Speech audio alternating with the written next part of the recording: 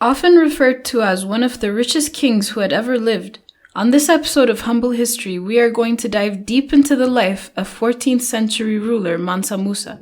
Let's get into it right now. Located in West Africa, the Mali Empire had begun its growth 200 years before Musa's birth. The Mali military was the most powerful in the region, which allowed it to expand its territory to the Atlantic Ocean.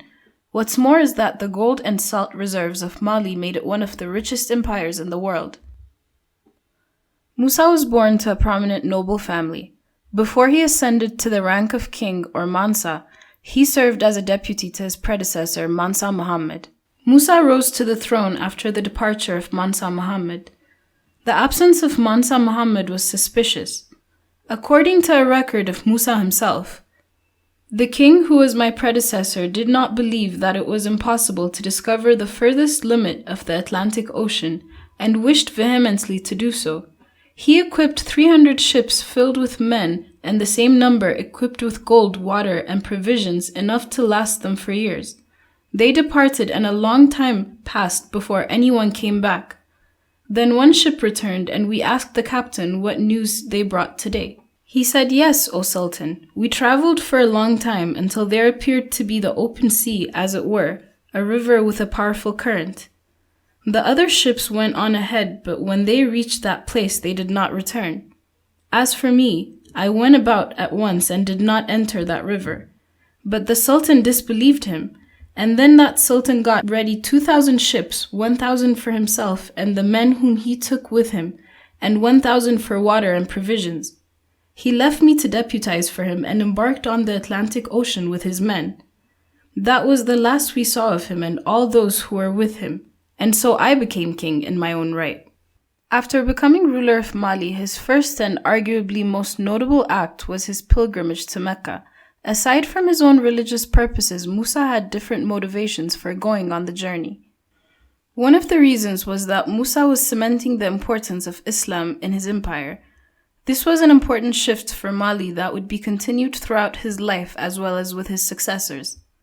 Furthermore, this journey gave a young Musa exposure through different regions of Arabia and the Sahara. This exposure gave him an understanding of which regions and markets to expand towards. Finally, it presented Mali as a player on the world stage. Different nations who had not heard of the West African Empire were now engulfed with stories of Mali and its ruler. In order to gain recognition, he made sure to make an impression wherever he passed. On his way to Mecca, he stopped at Cairo. Scholars at the time gave us a description of his physical appearance as well as his presence. He was a young man with brown skin, a pleasant face, and good figure, instructed with Malikite rite. He appeared amidst his companions, magnificently dressed and mounted, and surrounded by more than 10,000 of his subjects. He brought gifts and presents that amazed the eye with their beauty and splendor. We don't know exactly how much gold Musa brought with him on his journey. The written records and oral traditions differ, but we know that he spent extravagantly in both Cairo and Mecca. Some records say that his entourage of nobles and slaves carried staffs made of gold, and that they had hundreds of camels, each carrying 300 pounds worth of gold. Others say that he was wealthy enough that he had a mosque built on each Friday. What we know for sure is that Cairo experienced devaluation of gold after Mansa Musa's arrival and excessive spending of the precious metal.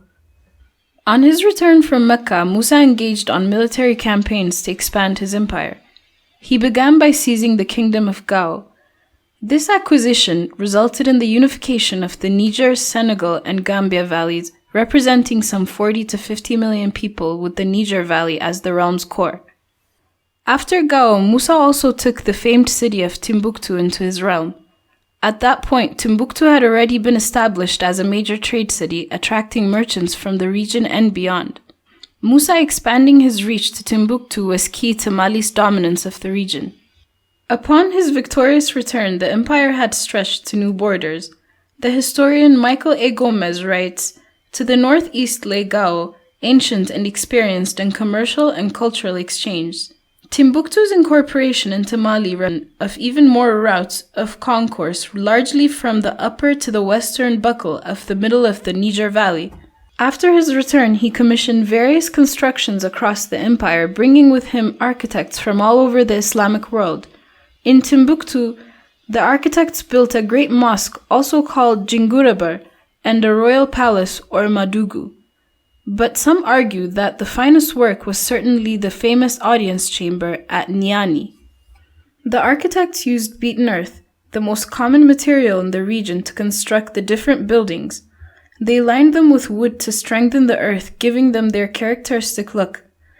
Centuries of rainfall had eroded some of the buildings. However, in regions of low rainfall, like Gao, Jenne, and Timbuktu, we can still see these buildings today. Mansa Musa was also a patron of knowledge. He created the University of Sankore, among other universities throughout the empire. These universities focused on Islamic knowledge, mathematics, astronomy, and others. In the coming centuries, Mali became a hub for scholars all over the Islamic world. Regarding the end of his life, historians are conflicted on when Mansa Musa died. Some records say he died in 1325 after his return from Mecca. However, other accounts place him alive to see the conquering of the Algerian city of Tlemcen in 1337. However, both accounts say that he died peacefully without challenge to his throne. Although the details of his passing remain unknown, his legacy was that of a ruler who prioritized knowledge, expanded trade, and brought architectural innovations to medieval West Africa. To this day, Mansa Musa's achievements have cemented him as a key figure in world history. If you want to learn more about this topic, check out the academic resources listed in this episode. The links are in the description below. If you want to keep up with future episodes, please make sure to subscribe and hit the notification bell so you don't miss out. I'm your host, Efrata Wargo. This episode was written by Adam Sahalu, and we'll see you on the next episode of Humble History.